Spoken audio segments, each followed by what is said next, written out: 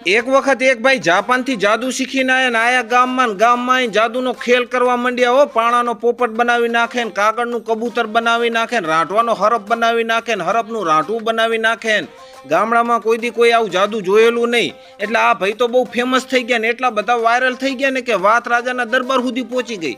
રાજાને કીધું કે આપણા રાજ્યની અંદર એક નવો જાદુગર આવ્યો છે ને બહુ સારું જાદુ બતાવે છે।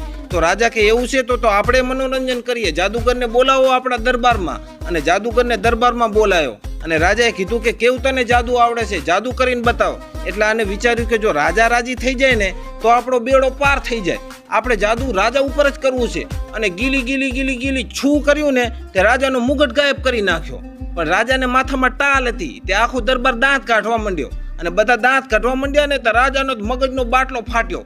ઈ કે સાલાને ઉપાડીને નાખી દો જેલમાં। અત્યારે નવરાત્રી ચાલુ છે ને એટલે અત્યારે ફાંસી નથી દેવી, પણ દશેરાના દિવસે રાવણની જગ્યાએ આને સાલાને લટકાડી દેજો અને આને પૂરી દીધો જેલમાં। એના ઘરે ખબર પડી તો રોન કકડાટો બધા ચિંતા કરવા માંડ્યા। એની પત્ની બચારી જેલમાં મળવા આવી કે હવે તમને ફાંસીની સજા થવાની છે, 9 દિવસ પછી તમારું શું થશે, રોવા માંડી।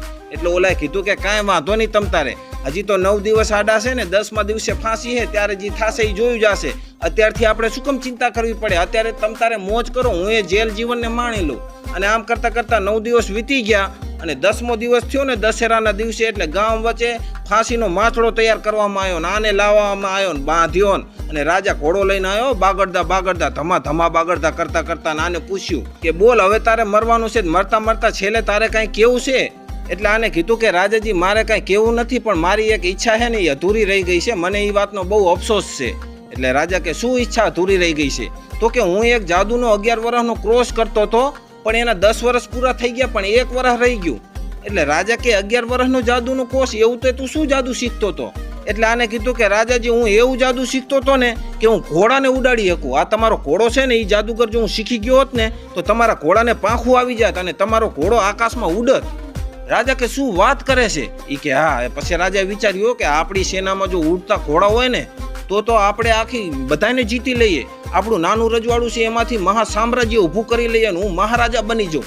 તો રાજાએ કીધું કે 1 વર્ષ માટે તારી આ ફાંસીની સજા હું માફ કરું છું, 1 વર્ષનો હું તને સમય આપું છું, તું તારો કોર્સ પૂરો કરી લે તો હું તને જીવનદાન આપી દઈશ, પણ જો તારો કોર્સ પૂરો ના થયો ને તો તારું માથું મારી તલવાર।